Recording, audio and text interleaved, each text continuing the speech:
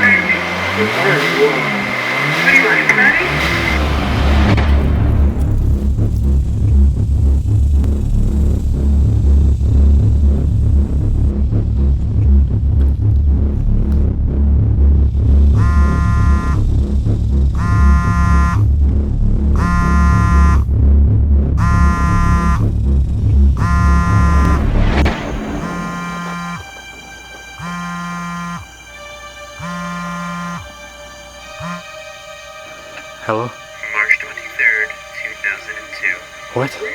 March 23rd, 2002. I'm sorry, I don't understand. March 23rd, 2002. What? March Ronnie. 23rd, 2002. Ronnie! You told me to wake you up to finish the Iron Man helmet. Okay. Thank you. Oh, by the way, you need to get rid of this bunk bed. We've had it since we lived in LaPorte.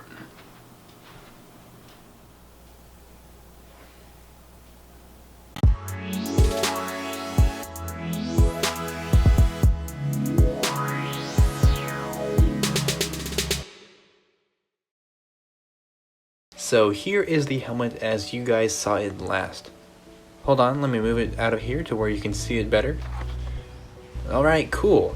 So this is actually almost how it was when you saw it last.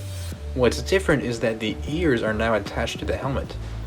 If we go back in time to before my Canon Vixia stopped working, we can see what would have been the start of this video. This was over a year ago in July of 2017. The first thing I did to attach the ears was grind down the sides of the helmet with a rotary tool, since the earpieces weren't sitting as flush as they should be. After that, it was sanding to smooth everything out and also roughen up the surface for better adhesion for the super glue, and that's what was next.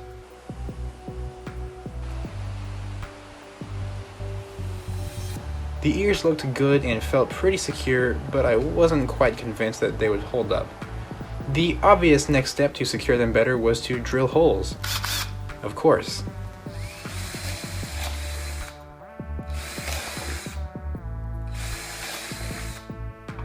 After the holes were drilled, I covered the outside with blue tape and filled in the holes on the inside with JB Weld. Essentially, I just made epoxy rivets. And after some priming, that brings us back to today. Well, not today, but when I filmed this part of the video. There's still the pinholes, rough edges, and layer lines that I mentioned in the last video to take care of, so I got started on that. The first thing I did was sand down the layer lines on the lower half of the helmet. After that, I moved on to wet sanding the entire thing since the primer was starting to clump up really easily with the dry paper.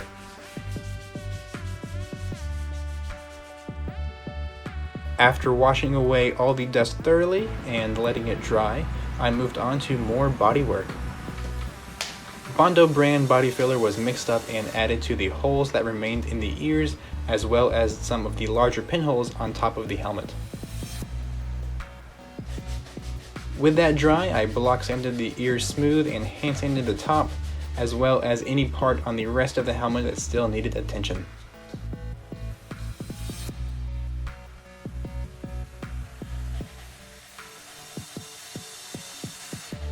In order to do the final bit of imperfection filling, the majority of the helmet was covered in spot and glazing putty, again from Bondo. This stuff was applied pretty liberally, and since the intended use for this product is for filling tiny pinholes with very thin applications, I had to wait about an hour and a half for it to fully dry instead of the 30 minutes instructed on the packaging. Once it was dry, however, I wet sanded the entire thing, again to avoid clumping. I then gave the whole thing a layer of filler primer.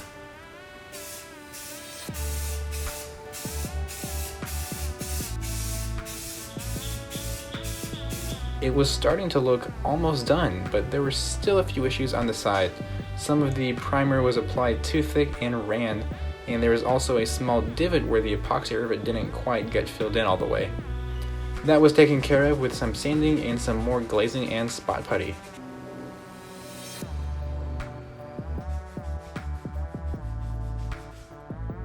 I put the helmet together to get an idea of what it looks like with the bodywork finally done, and honestly, it isn't all that great. Don't get me wrong, I'm proud of it, but it isn't as good as it could be. I don't really want to spend more time on this project, so I think this is going to have to stay like this. With all the fitment issues it has, it's not really worth molding and casting copies to sell, since more than likely nobody would want to pay for something that isn't near 100% accuracy when it easily could be with 3D printing. The issue goes back to what I talked about in the last video with my lack of tolerances in the original 3D model. So no molding means non-wearable, since there's popsicle sticks in the inside spreading the helmet to the right distance. The helmet will live out 99% of its life on a shelf as a display piece regardless, so I'm okay with it being that and only that. So now that it won't be molded, I go on to start doing the final painting on the helmet. I gave both pieces 2 good coats, the first one being fairly light and the second one a bit heavier, but I was careful not to make it too heavy to where it would cause runs.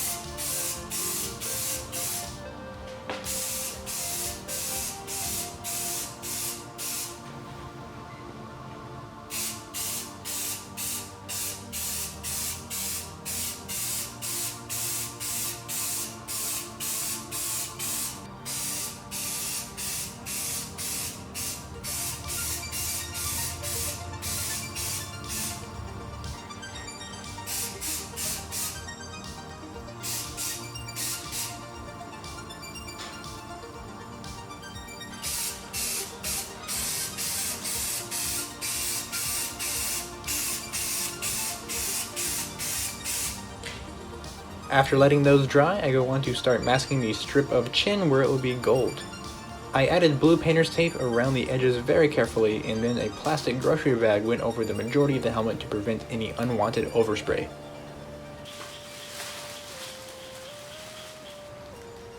The chin, along with the faceplate, were also given 2 good coats of paint as well.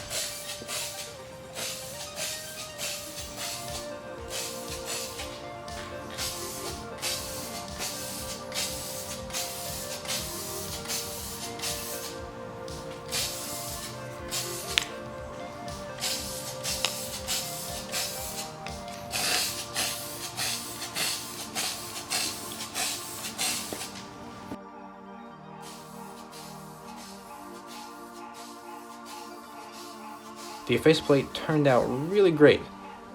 Also, don't forget that the cheeks still need to be painted silver. The chin looks good too, but it was so much more rewarding to look at it after I peeled away the masking. That is pretty nice, but there is one issue. Apparently I didn't do that good of a job masking the chin, and a bit of overspray got on there. No worries though, after spraying some of the red paint on a plate, I was able to brush a bit on to cover it up, and it looks like the overspray was never there at all. The back of the helmet looks great too, however I missed a bit on the edges where it mates up to the back of the helmet. Red paint was brushed on here as well. This should be hidden and out of sight, but since this doesn't line up perfectly with the helmet, there's a bit of gap where you can see the surface, so I thought I'd go ahead and take care of it. After all these are set to dry for a day, I test fit the parts. Damn, does that look good! Now that I can see a color difference between the faceplate and the rest of the helmet, the gaps and misaligned grooves don't stand out quite as much, so that is definitely a bonus. It's not perfect, and there's still a bit more painting to do, but overall it's looking really great. In my room, I start painting the cheeks silver. This was just acrylic paint, and I did about 3 coats to get full coverage. I set that to the side and painted the small groove on the lip black, again with acrylic paint. The next thing was to dirty this up. Just like I did with the Batman series, I gave the helmet a wash of watered down black acrylic paint and wiped away most of it. This left a darker grime look to all the grooves and corners on the helmet, making it look worn down and used. This was done on the back of the helmet and the main piece as well. The paint is coming out really great, but in order to protect it, I need to clear coat it. The pieces were brought back into my barn and given 2 good coats of matte clear, 1 light coat and 1 medium coat.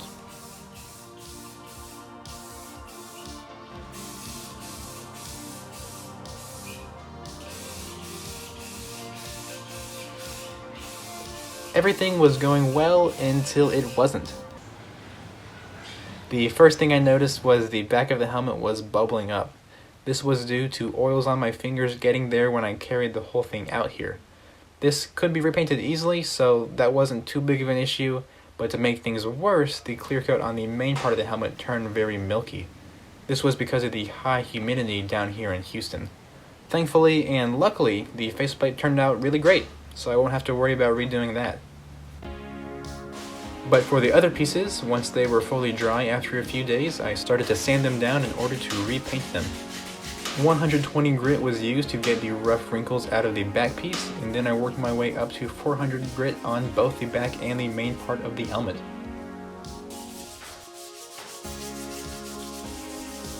I made sure to wipe down both pieces thoroughly so no oils were left on there, and then I got started on painting them one last time.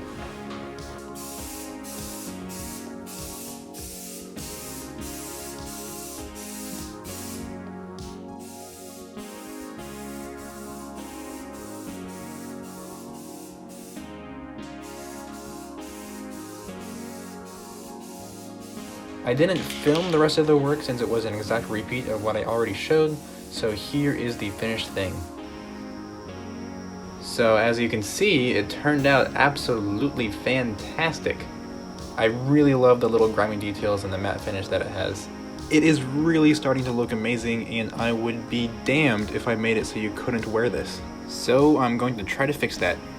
So I brought it inside and tore out the popsicle stick supports. Off camera, I did many quick passes with a heat gun over the whole helmet in order to relax the plastic once it was cooled.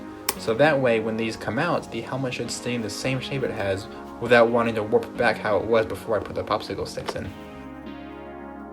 And after verifying everything was good, I gave it a quick, uncomfortable test fit. The torn wood was pressing into my face so my head wasn't as far forward as it was supposed to be, but everything seems like it's gonna work. Okay, so I haven't really shown the helmet too much together since it's been painted, but here it is. It looks really good. However, because I have decided to go back to doing a wearable helmet, not just a display piece like I thought I had to because of the braces, there's still a lot of more work to do. The back part of the helmet is still a separate panel, so I need to figure out a way to attach that securely, and the helmet still needs to have the eyes glow, as well as add the servo motors to make it hingeable electronically. So there's still a lot of more work to do, but it's definitely come a long way since I started this project. Let me put this up real quick. I started this in, I think, late April of 2016, and today it's, what,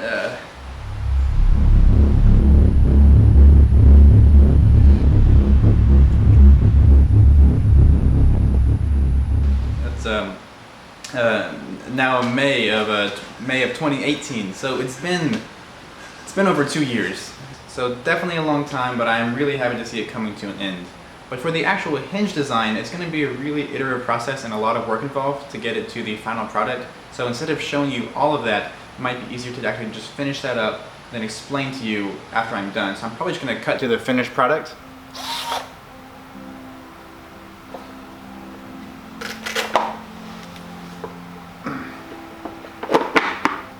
So yeah, the helmet's done. After over 2 years, the helmet's finally done. It has the actuating faceplate, like I showed you, as well as the glowing eyes. I'm really happy. But yeah, it's done. It's done. I said it was going to be a really iterative process for the servos, and it definitely was. I went through about 3 different mechanisms. The first one with 4 servos, second one with only 2 servos, and the final one only has 1 servo motor actuating the entire faceplate. Essentially, there are 4 hinge pieces on the inside of the helmet, and one of the hinge pieces, one of the arms of the hinge pieces, is the actual servo motor, and that's what is able to push it up and down. This is very similar to how a lot of other people have done it online. It's nothing new really. I didn't create the idea for the mechanism myself, but this one is my own design in the sense that it's custom to this helmet and I made it myself. But yeah, a lot of this information is available online. I might do a video explaining the hinge in depth, as well as explaining the hinge for a Jacob's helmet, which I had another video on a while back. So let me talk about the eyes real quick. This was done similar to the Batman helmet, which the idea for that was taken from Bob over at I Like to Make Stuff for his Batman helmet. Essentially, it's just white cloth on a black foam liner for the eyes, but this time I actually put a piece of thin clear plastic in front of the cloth, which adds another level of detail, which just makes it a little bit shiny even when off. And I started off with 3 LEDs above each eye, but that didn't really look all that good when they were lit up. It was just 3 hot spots on each eye. It didn't look that well. So instead I have 1 LED for each eye, 2 total, and they're in the middle shining outward. So that just creates an even diffused look along the entire helmet. But there was an issue with that, and that was there was light leaking through on the side of the helmet right here. And so the solution to that was just to put a piece of foam along the edge to block the light from shining through. And that fixed that issue. And the electronics for this is just an Arduino Pro Micro from SparkFun with a simple 6.6 volt lithium iron battery powering the servos as well as the Arduino.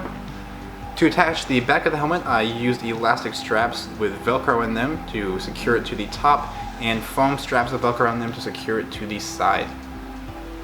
And the last thing I did was finally install the foam on the inside to get it to sit firmly and snugly against my head.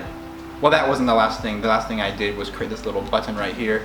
It's just a little 3D printed cylinder with a tapered edge to house the button and make it easy to grab, so I can just press it really easily. But yeah, that's the helmet. Enough blabbering about it. Let me show you some beauty shots.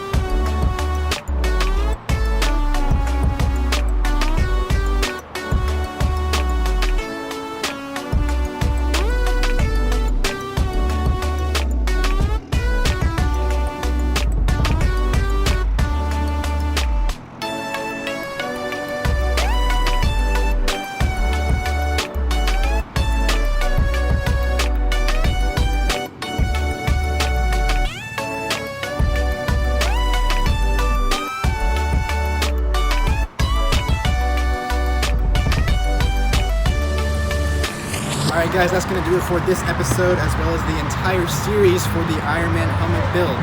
It's finally done after 2 years and I'm really happy with how it turned out. There's still some issues here and there, but again, I'm still happy with it. It turned out really well. So, thanks for watching. It really means a lot to me for sticking all the way through if you did. So, until next time, I'll see you guys later.